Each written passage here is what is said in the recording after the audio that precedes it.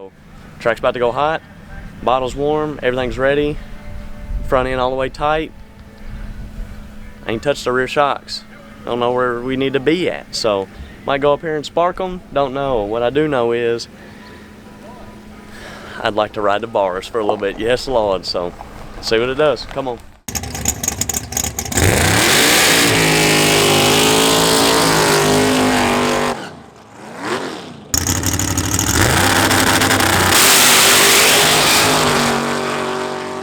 Oh my goodness, what, off the trailer, yes Lord.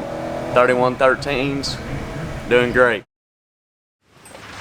Holy frickin' smokes. Welcome back to Trailer Park Garage. Man, I bet you're reading the title right now and you're like, what the hell? And let me explain it for you as quick and best as I can without hurting anybody's feelings, I guess. I don't know, we're not really worried about your feelings, but Outlaw Armageddon's coming up, and we're going to run the full-size pickup truck class. Now, knowing that Outlaw Armageddon is one of the biggest no preps in the country, I would assume some of the fastest no prep pickup trucks in the country will be here also. While we were reading through those rules, it says any tire size goes. Well, of course we run 28s. And of course, if you know me, you know that I don't like 28-inch tire racing. Now, you're probably like, well then why do you do it? Let me tell you. Spectators, fans, my friends, my family, the group of racers and multitude, that's why I go 28-inch tire racing. It's hot, the action's there, the payout's there, everything about the 28-inch tire racing besides the tire is badass. I love it. I enjoy it. But the 28-inch tire, after everybody that got a Fox body and is scared to trim their wheel well or whatever and can't fit a 29.5, got to bitching, whining, complaining, well, everybody got to run 28 because I can't run 29.5. And the same thing happened with Outlaw 10.5, 33 10.5W tire. You know, everybody, it constantly gets smaller and smaller and smaller, and now you see these gangster 26-inch tire class. It's dumb as hell. That's for people that can't be a front runner in the 28-inch tire class or whatever, and they need to handicap themselves again by putting a 26-inch tire on. That's not what I like doing. I've spent 70% of, probably 70% of all the money I've made my entire life on this pickup truck to go as fast as I possibly can. So to do that on this no prep surface in Outlaw Armageddon, I'm putting the big tires back on. Kind of a medium tire. Yeah, it's a big tire, but 3113, no W. It's a great tire if you don't want to have to spend $200,000 on a car making 3,000 horsepower. So you can run that 34 1650, get a little wheel speed out of it, check it, make it roll out. And it's not the 28 where when you show up to the track on Friday after testing on Thursday night and they've scraped the track, or somebody blew up a Pro Charger last night 30 foot, or they've got to manipulate the track and all your data's out the window, you get to restart. Well, I'd much rather restart with my 3313 that's legal in the class than that 28. I don't like walking around on eggshells all day, and that's what you got to do with the 28. Yes, I enjoy that the 28 has made me a much better tuner. Chassis setup, you know, it's furthered me along just because of how hard it is to get that 28-inch tire to work. Now, don't get me wrong, a big tire is tricky, and you've got to work your angles with the big tire to make it happy and still go fast. You know, if you like the 28-inch tire stuff, great. You know, write me a book in the comments. If you don't like big tire racing, that sucks for you. You know, I'm sure you're one of those nut huggers that's followed, you know, the destruction of what everybody calls a small tire down to the 26-inch tire shit, and that's cool too. You can write me a book in the comments. I don't give a shit. I'm probably not going to read it. But this is what we want to do. I like going fast, and at the end of the day, when I show up somewhere and then come off the trailer, that big tire is going to go faster than that 28. And at the end of the day, when I've got all this data and we're on this junk ass no prep surface, that big tire is going to go faster than my 28. Now, just because I can't do it don't mean it can't be done. I'm sure if we went to a way better racetrack that 28 could go faster than the big. You know, people say it all the time, but on the shit that we race on, it's not happening. It's not likely, and you don't see it very often. Yeah, you can put that, you know, radial tire on it, 28-inch radial, you can go fast. You can put the bigs on it, you can go fast, or you can put the 28s on it on no prep and go 3/10 off of which you could be running. So that's not what I want to do. I built something to go deep into the fours, and to win Outlaw Armageddon, that's probably what we're going to have to do. Hopefully, it would be badass to see some, you know, mid, deep 4-second passes in the finals of this pickup truck class. So hopefully we can talk a little bit about the changes going from smalls to bigs, and you know, we got to pull the weight out of it. Probably have to make a bar change. Probably gonna have to move the shock bracket around, lower the ride height a little bit. There's just a bunch of shit that you gotta do, transitioning back and forth, and hopefully we can teach you a little bit about the bigs if you don't know a lot about it in here. I'm not the smartest or sharpest tool in the shed, but I'm not a idiot, and big tires are pretty understanding because there's guys that have done it for 40, 50 years, and if you get on Yellow Bullet and you can't make a freaking big tire work, then you get a stronger prescription of glasses or something. I don't know. But I hope you guys enjoy the video. We are hella excited to go test on this tire and get a good baseline on it, and hopefully get us prepared to whoop some ass at Outlaw Armageddon. So let's get it cracked. Come on.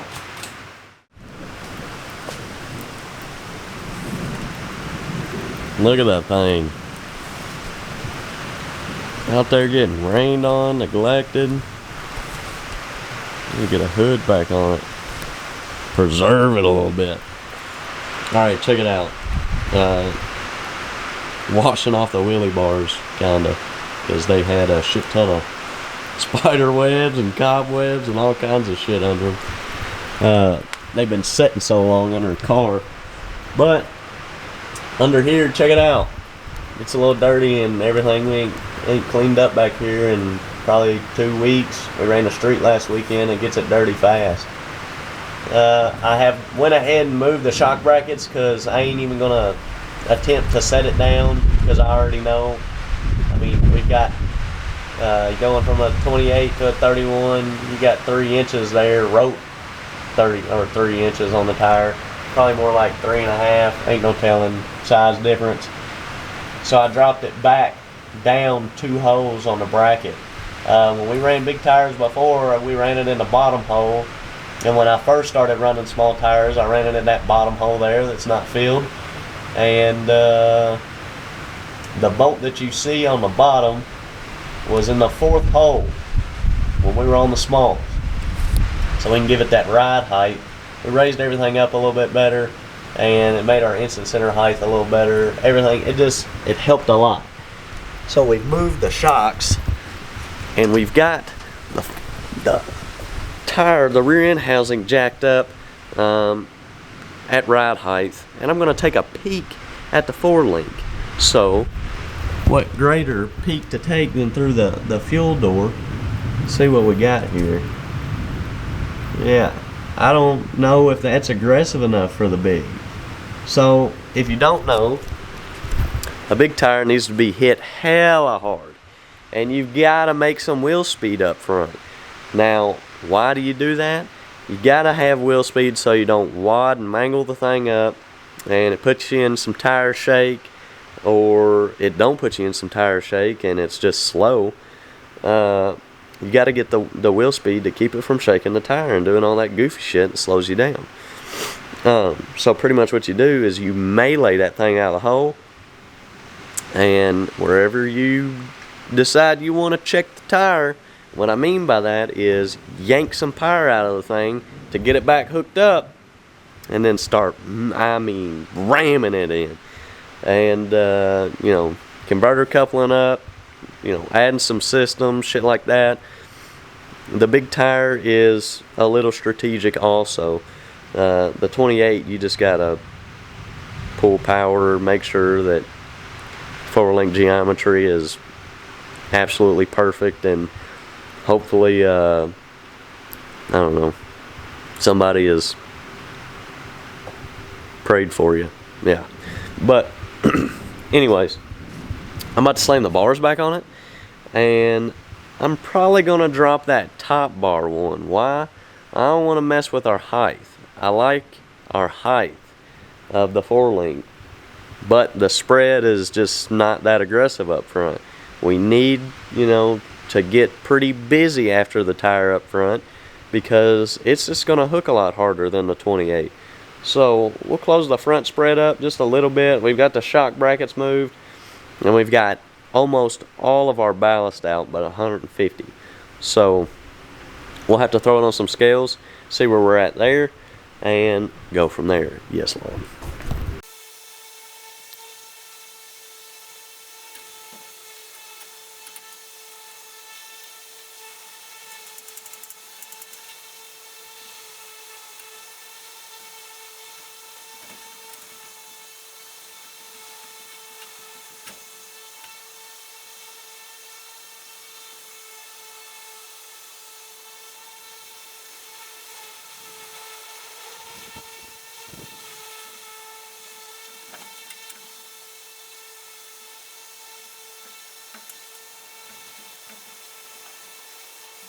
Holy smokes. So while this storm's been blowing in, I guess I can kick my fan off now. It's getting awfully cool out here.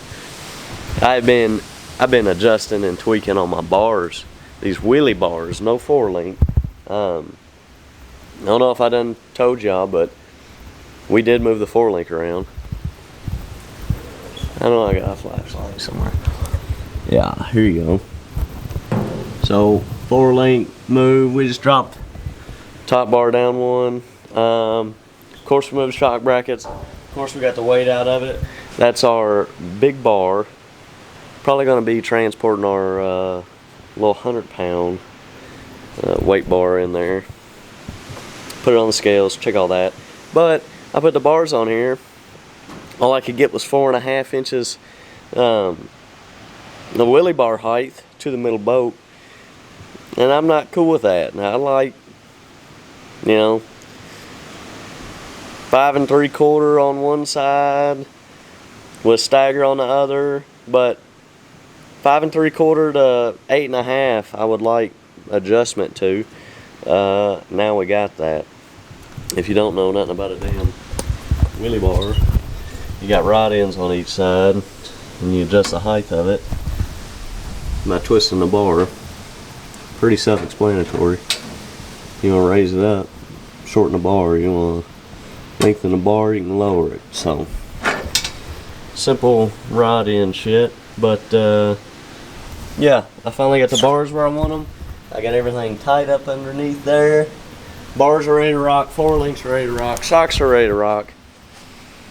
We need to fill some bottles.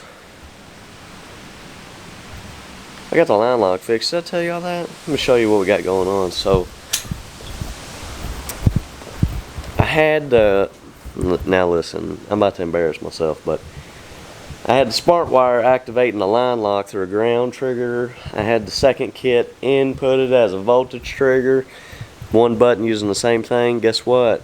Voltage, ground. What does that make? Power! Guess what it was doing? It was keeping the damn line lock on all the time, and it burnt some bitch up, and that could have been real bad.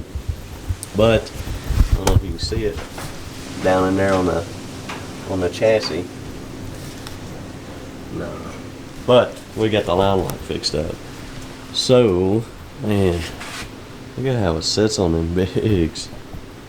Yes, sir. Love that big tie. Oh yeah, it's looking pretty good right there. So our ride height looks pretty good. Our bars our wheelie bars got enough adjustment in them so we can go to the racetrack. And A lot of people do different things with bars. Sometimes you can help steer the car with the bar and transfer weight. So what I mean by that is, on a big tire car, 90% of the time you got some struts like, what the hell's on the, most of the time you got some struts like your boy here, and you ain't got no damn travel in them. You got like 3 inches, some shit like that. And on them high horsepower track cars, that is the going theme. Why? Because there comes a point where you hit the starting line so hard and roll out that first 60 feet that you don't need all that travel. Travel is for something that don't make big horsepower. Something you racing on the street, shit like that. When you're hitting them super hard with a bunch of power, you don't want them to be real slow, make a wheelie. You want short travel so that it gets that out of the way quick and you can rely on something to keep the weight transferred. So like the bars, you know, if we go out there and it's rolling out good 30 feet, but around 60 feet when it sets, starting to come off of the bars, it's getting up on the tire, we can raise the bar a ½ inch on each side, go back out there and see if it takes us any farther. If it does, okay, we're making a step in the right direction. We're leaning up on them bars and it's allowing us to keep the weight from the front transferred to the rear, and it's keeping the tires hooked up. So you can do all kinds of crazy shit with the wheelie bars. They're not just so that, of course, you don't do a wheelie. Yes, that's the main objective of them.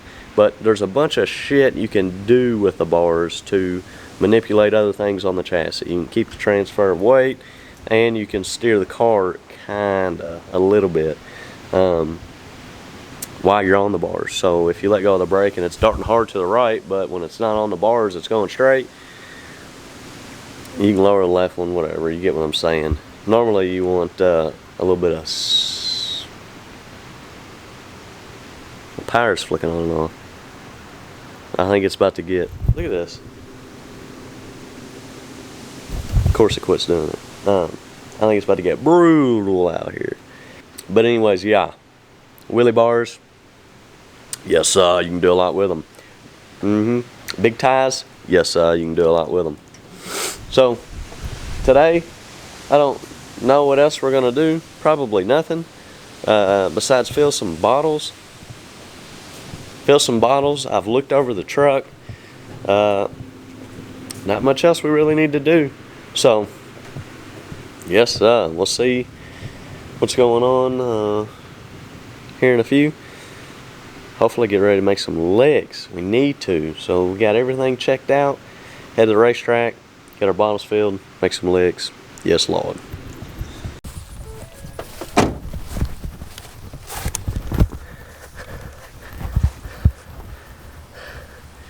Yes, look at that. Hot rod loaded up. It is, it's hot today, my boys. This is probably one of the shittiest days. Our AQI, air quality index, is like 180. The humidity's at 80%.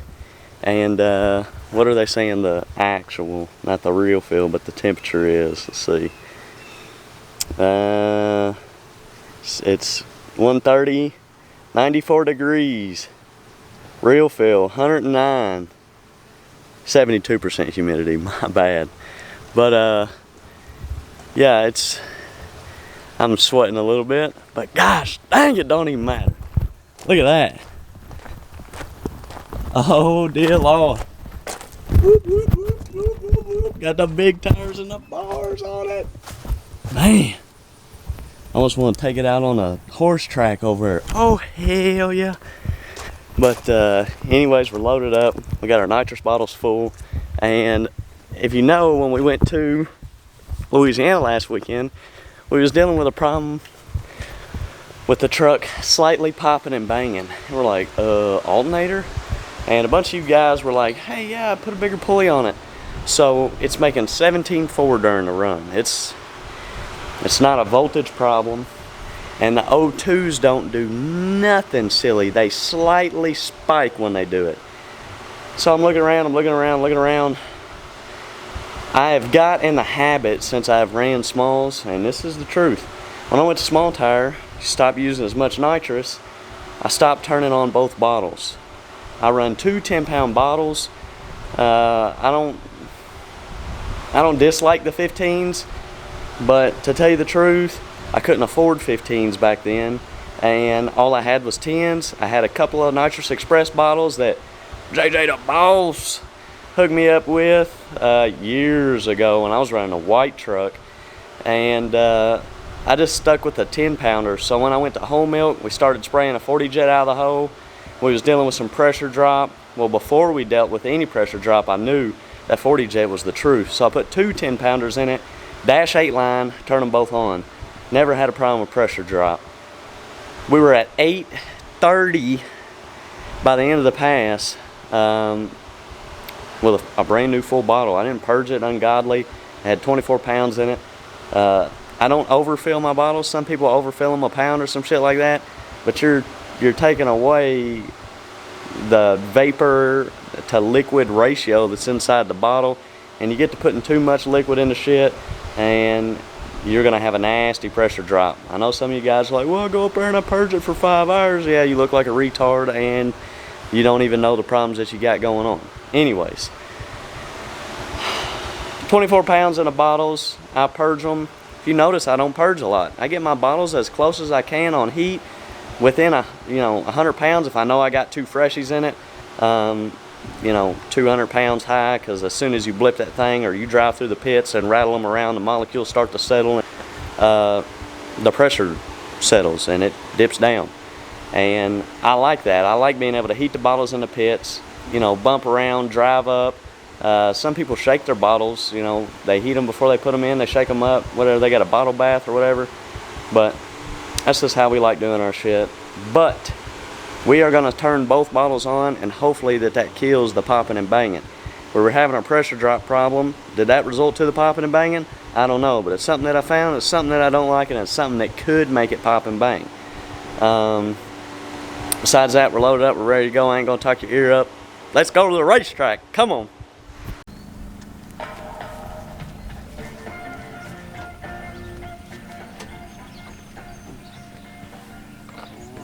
Bottle's good.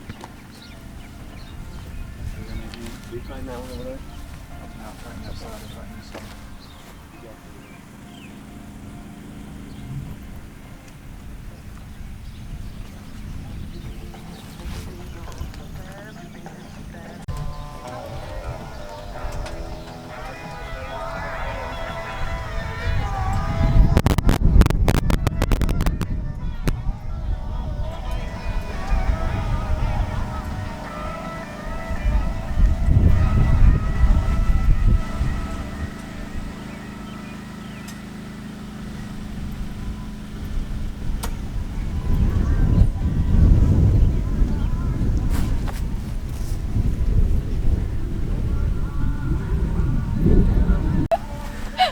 Alright, we're at the racetrack. Look at these clouds. It's gonna get rained on. Constantly checking the radar, shit like that. Kept the truck on the trailer until we thought it was safe. Really wasn't. And then, boom, out of nowhere, the wind got like 30-mile-an-hour gust. Started kicking real hard, and we're in the clear. So, track's about to go hot. Bottle's warm, everything's ready, front end all the way tight. Ain't touched the rear shocks. Don't know where we need to be at, so might go up here and spark them, don't know. What I do know is I'd like to ride the bars for a little bit, yes Lord, so see what it does, come on.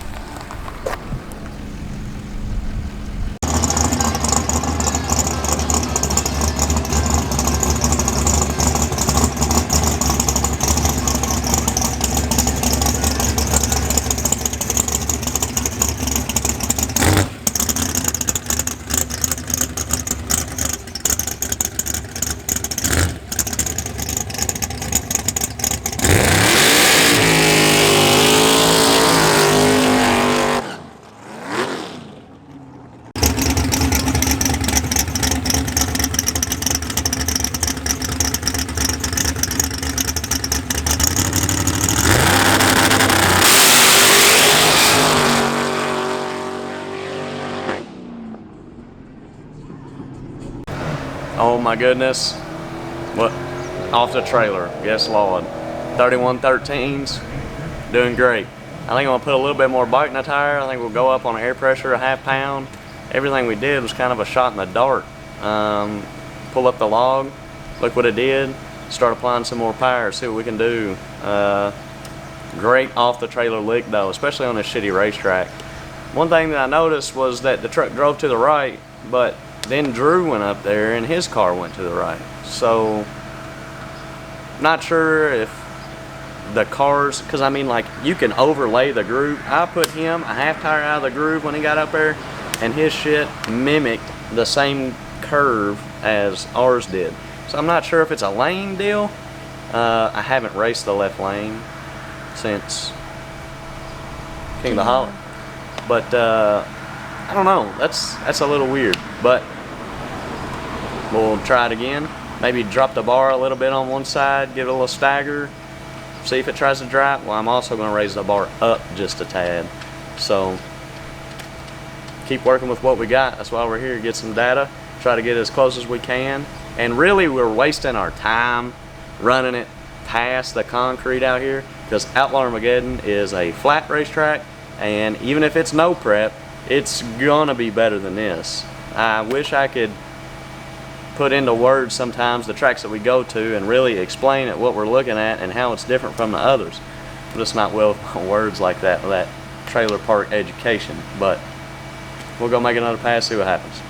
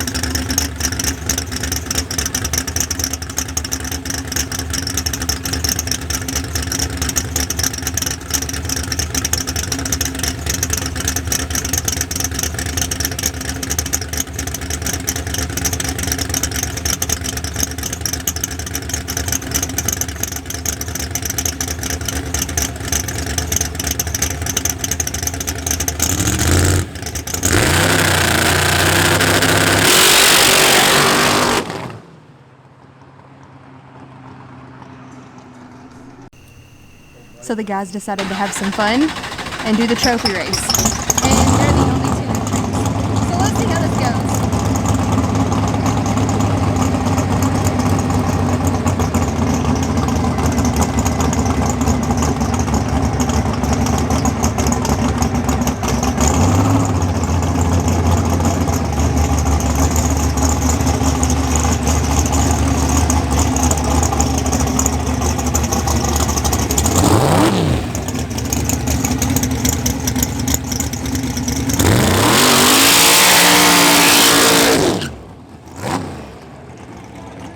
The 1986 Chevy pickup in a 599. Dial in for Danny Madewell, right lane, built by Kentucky's Andrew Edwards.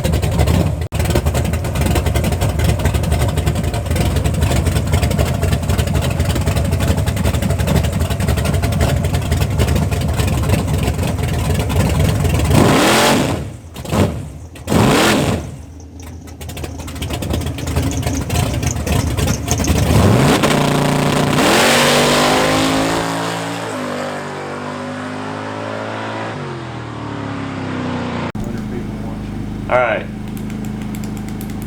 guess what? I won a trophy. Oh my god, first ever bracket race that I won. Second bracket race I've ever entered in 6 years.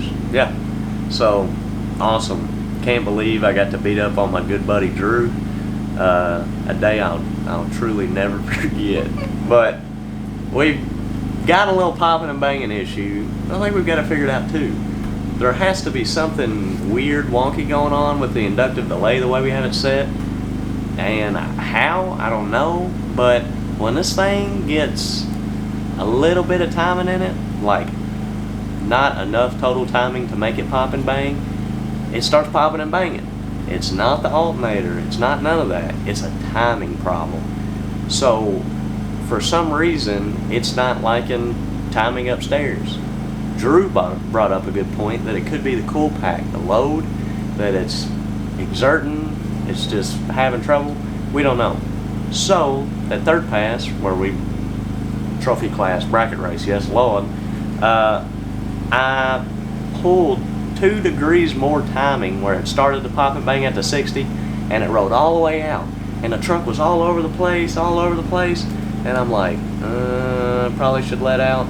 But at the end I ramped 2 more degrees back in it to see if it would pop, and guess what, when we went down at 550 foot, I don't know, something like that, it popped.